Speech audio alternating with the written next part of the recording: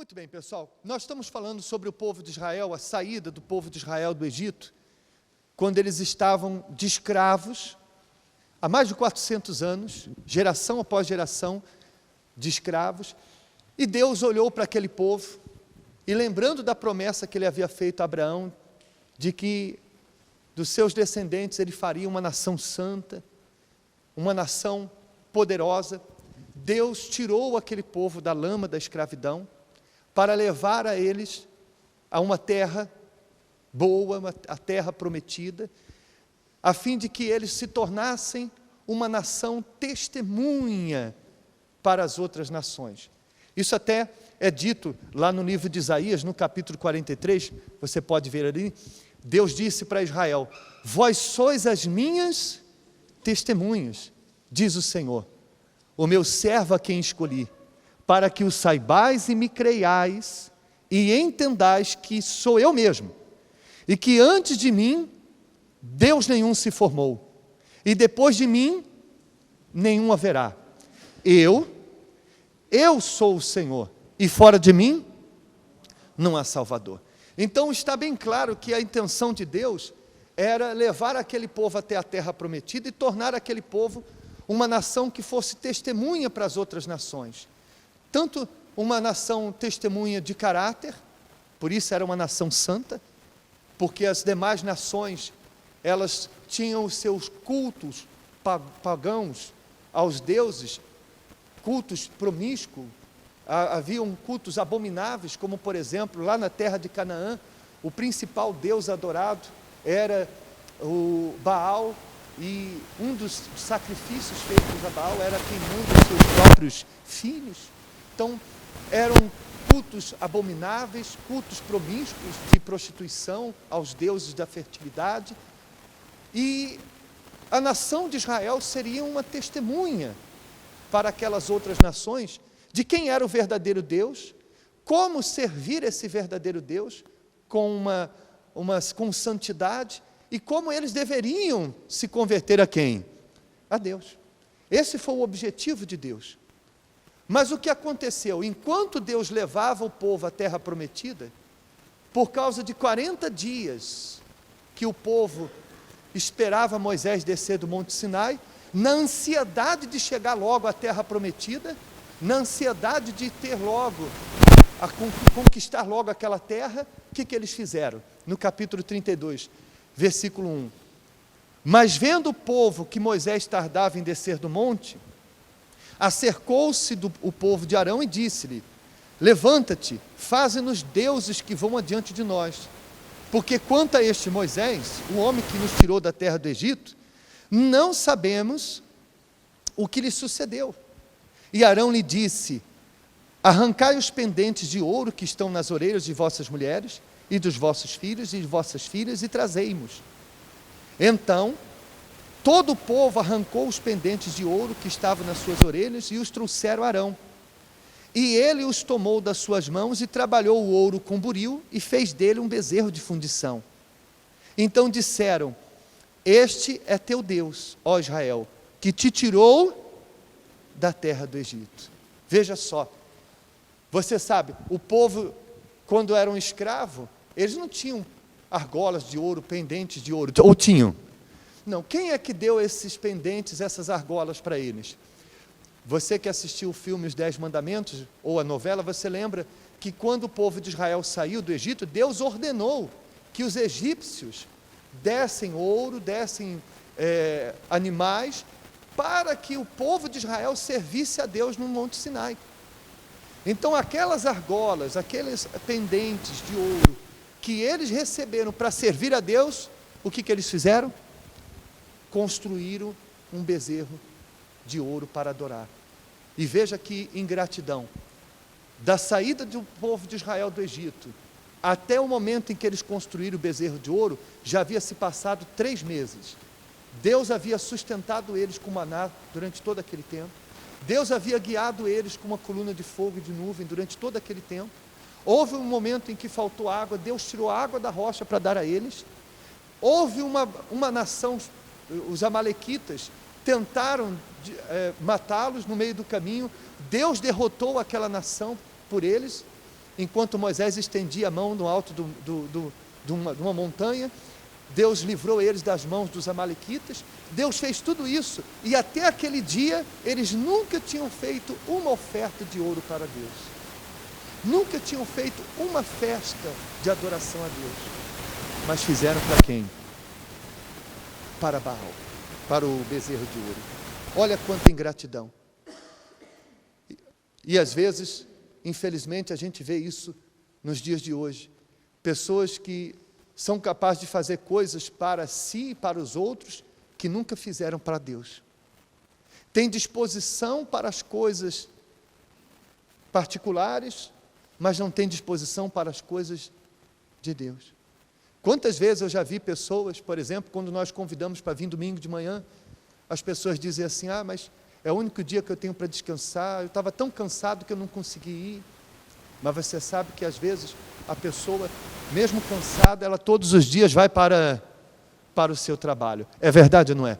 Tudo bem que você pode pensar assim, mas eu preciso ir, não é uma questão de escolha, eu tenho que ir para o trabalho.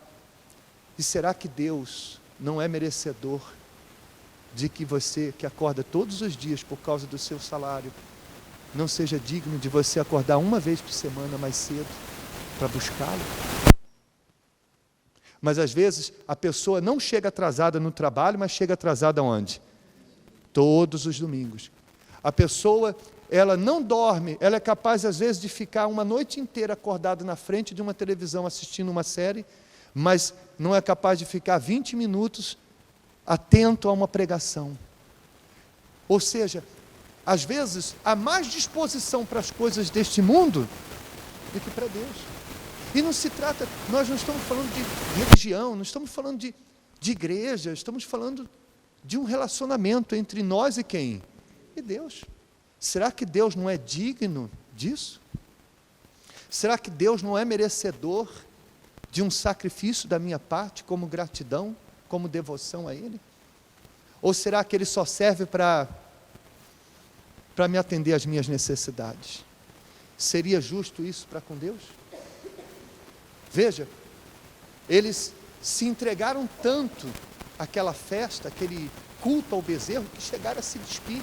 No capítulo 32, aí no versículo 25, está escrito, e vendo Moisés que o povo estava despido,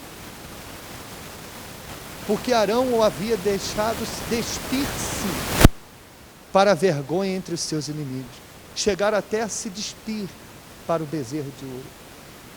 E tudo isso, está escrito aí, foi uma vergonha entre os seus inimigos. Ou seja, justamente o oposto daquilo que Deus havia escolhido eles. Deus havia escolhido eles para ser testemunha de uma nação santa, com um caráter santo, de santidade a Deus, e o que eles fizeram foi justamente o quê? O contrário. E veja se isso não tem acontecido na vida de muita gente, que Deus escolheu ela para ser testemunha do caráter de um homem, de uma mulher de Deus perante os incrédulos, mas o que tem acontecido é justamente o contrário, tem sido vergonha para Deus diante dos incrédulos, ao ponto de muito incrédulo olhar para ela e até dizer assim, olha, se for para ir para a igreja e ser desse jeito, eu prefiro não ir. Ao ponto de muitas vezes até ouvir um familiar que não é da igreja dizer assim, é isso que teu pastor te ensina?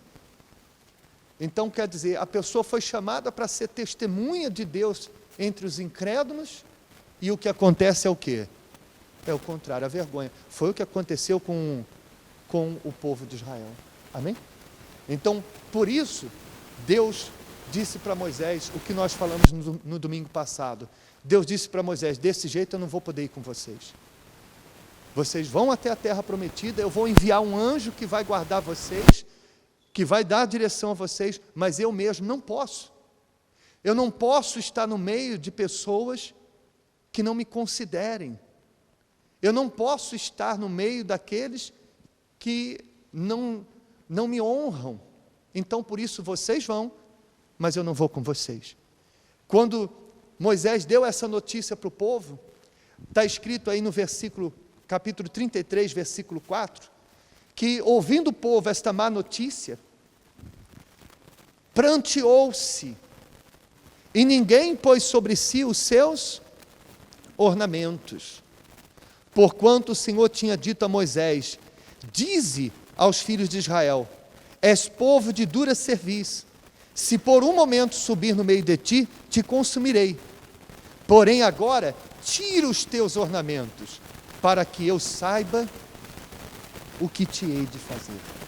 Amém? Então veja só, que incoerência, né?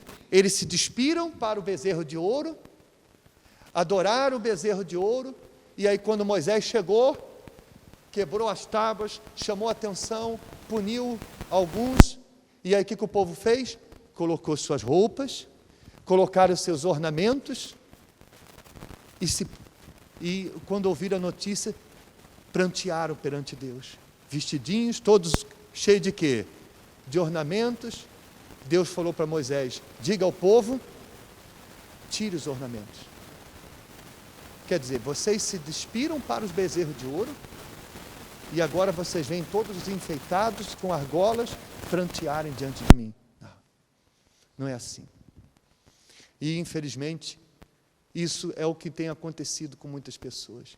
Aqueles ornamentos, aquelas argolas, era tudo uma aparência. Eles foram verdadeiros com o bezerro de ouro e estavam sendo religiosos, com uma aparência religiosa para quem? Para Deus. E essa bipolaridade, essa dupla personalidade é algo irritante aos olhos de Deus. Porque você sabe, por exemplo, quando você conhece, por exemplo, uma pessoa, e a pessoa se mostra outra coisa diante de você, que conhece tão bem ela, você sente aquilo como uma afronta. Porque afinal você é o quê?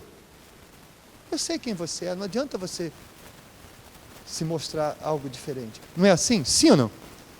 Agora imagine a afronta para Deus, de ver as pessoas ali pranteando, disfarçadas diante dele, mostrando um arrependimento que não era sincero, que não era verdadeiro. Então Deus falou: não, não é assim. Tirem os vossos ornamentos e eu vou ver o que eu vou dizer para vocês. Amém? Então, Deus não aprova a falsidade, Deus não aprova a hipocrisia, Deus não aprova a pessoa que se apresenta diante dele com aparências. O que Deus aprova é a sinceridade. A pessoa pode ter cometido o erro que fez. A pessoa pode estar no estado que está. Você viu aquele homem do testemunho, estava todo sujo. Não fosse a mãe dele ter impedido ele de ir para a igreja sujo, de fezes, desculpa eu dizer assim, claro, se não fosse a mãe dele impedir, ele tinha ido daquele jeito. Deus o aceitou. Um homem embriagado, que havia destruído sua família, que era a vergonha da sua família, mas que chegou diante de Deus com sinceridade. E disse assim: Senhor, eu não quero mais ser essa pessoa. E logo foi transformado. Agora, há outras pessoas que não fazem metade dos erros que ele fez. Há pessoas que não têm vício nenhum. Há pessoas que não cometeram os erros, os crimes que ele cometeu, mas não recebem o Espírito Santo, porque vem e se apresenta diante de Deus ornamentado. Não é aquela pessoa que é capaz de dizer assim: Senhor, eu reconheço que eu sou falho, eu reconheço que eu estou errado, eu reconheço que eu sou assim, que eu sou assado, e olha, Senhor, se o Senhor tem misericórdia de mim, me aceita e faz morada em mim. Eu não quero ser esta pessoa, eu quero ser a tua testemunha, eu quero ser a tua morada aqui neste mundo. Amém? Porque é disso, esse é o lugar, é a morada ideal para Deus. É um coração sincero, é um coração verdadeiro, é uma oração sincera, uma oração verdadeira. Agora, o coração fingido é uma casa fértil para a morada do mal. Você deve lembrar quando o Senhor Jesus disse, lá em Mateus, no capítulo 12, versículo 43, sobre a estratégia de Satanás. Está escrito assim: quando um espírito imundo sai do homem, anda por lugares áridos, procurando repouso, porém não encontra. Por isso diz: voltarei para a casa da onde saí. Ou seja, voltarei para a pessoa da onde eu saí. Aí o espírito imundo diz: e tendo voltado, a encontra o quê? vazia, varrida e ornamentada. Então ele vai e leva consigo outros 7 espíritos piores do que ele, e entrando, habitam ali, e o último estado daquele homem torna-se pior do que o primeiro. Ou seja, o que o mal quer é justamente encontrar uma pessoa vazia e enfeitada. E não é o que muitas pessoas têm sido, vazias, mas com uma aparência. Não, eu não sou assim, eu não sou assado. Vazio, mas ornamentado. Vazia, mas enfeitado, com uma aparência. É assim que o mal, ele encontra lugar para habitar. Mas quando a pessoa é vazia, mas não ornamentada, sincera e sedenta do Espírito Santo, então ela vem e recebe o Espírito Santo. E aí o que Deus não pôde fazer com aquela nação, porque trocaram ele pelo bezerro de ouro, Deus faz hoje na vida daqueles que se entregam a Ele de todo o coração. Por isso eu pedi para você abrir aí, em Atos, no capítulo 1, no versículo 8, quando Jesus disse assim: mas recebereis o poder do Espírito Santo, que há de vir sobre vós, e ser-me-eis testemunhas, tanto em Jerusalém, como em toda a Judéia e Samaria, e até os confins da terra. Amém? Se Israel, se os hebreus eram para ser a nação testemunha e falharam, o Senhor Jesus veio ao mundo para que nós hoje pudéssemos, ao receber o Espírito Santo, ser a testemunha que Israel falhou, nós sermos perante este mundo afora. Amém? Israel era a testemunha de Deus no Antigo Testamento.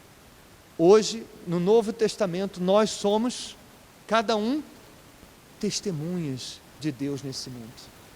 Se naqueles dias Deus escolheu Israel para ser uma nação testemunha de forma coletiva, eles eram de maneira coletiva, ou seja, a nação toda era um testemunho. Então, quando a nação toda fazia a vontade de Deus, servia de testemunho. Quando elas pecavam, serviam como vergonha, de forma coletiva. Hoje, isso acontece de forma individual. Eu, você, cada um de nós podemos ser testemunha para os familiares incrédulos, para os vizinhos incrédulos, para as pessoas com quem você trabalha que são incrédulos, para que eles vejam no nosso caráter, nas nossas atitudes e na nossa vida num todo, que existe um Deus, que é o único, como nós vimos ali no primeiro versículo, o único Salvador, e fora dele não há outro.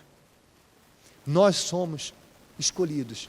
Se você tem sido ou não essa testemunha, eu não sei, mas uma coisa eu posso afirmar para você: se você está aqui hoje ouvindo isso, é porque Ele te escolheu para ser testemunha. Se você aceita ser testemunha, se você vai fazer por onde se tornar essa testemunha ou não, isso aí é você quem vai decidir. Deus é soberano para escolher quem Ele quer, mas Ele nos deu o livre-arbítrio para nós escolhermos se a gente quer aceitar a escolha dEle ou não. Ele nos deu o livre-arbítrio para você, eu dizer: Senhor, eu não quero ser sua testemunha, eu continuarei sendo quem eu sou, fazendo o que faço. Deus aceitou, o povo de Israel escolheu, Deus disse: tá bom, vocês querem dizer, eu não vou mais com vocês. Deus vai respeitar a sua escolha, embora Ele seja soberano. Poderoso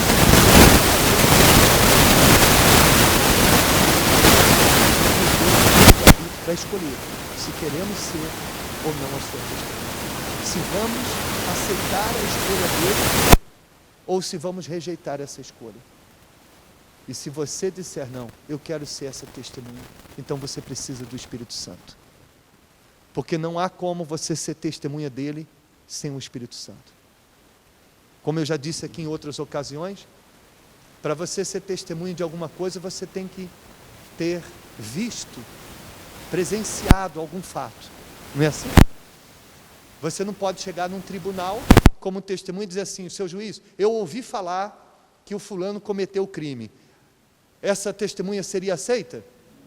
Não. O juiz vai perguntar: você viu? Você estava lá? Não, não vi e nem estava. Então, você não serve como testemunha. Então, como ser testemunha de um Deus que não se vê? Quando você recebe o Espírito Santo, quem vê você vê esse Deus. Foi isso que Jesus disse para Filipe. Filipe perguntou: Senhor, o Senhor há tanto tempo tem falado do Pai, há tanto tempo o Senhor fala do Pai para nós, quando é que o Senhor vai nos mostrar o Pai? Jesus disse para Filipe: ô Filipe, quem vê a mim, vê o Pai. Eu sou testemunha do Pai no meio de vocês. Então, quem olhar para nós, não vai ver ornamentos, não vai ver argolas, aparência. Quem olhar para nós, vai ver Deus nas nossas atitudes, nas nossas escolhas, no nosso caráter, na nossa vida no todo. E é isso, foi para isso que Ele nos escolheu. E só isso é uma honra. Existe honra maior do que essa? Quem nos escolheria para ser testemunha dele como Deus escolheu? Deus viu um caminhonista todo sujo de fezes, dizendo para ele: Senhor, só quero uma chance. Deus falou: então vem, você vai ser minha testemunha. E se Deus escolheu um caminhonista todo sujo de fezes, não pode ter escolhido você, eu, para ser também um testemunha dele? Então, se você quer ser essa testemunha, você aceita essa escolha dele, então você vai dizer isso para ele agora: eu quero, e estou disposto a fazer o que for preciso para ser a tua testemunha. Se eu tenho estado ornamentado, disfarçado, se eu tenho sido um religioso, mas nas minhas atitudes, no meu caráter, eu tenho sido pior do que um incrédulo, eu não quero mais essa falsidade. Eu vou me despir diante do Senhor, tirar toda essa aparência, para que o Senhor possa entrar dentro de mim e fazer de mim a sua testemunha. Amém?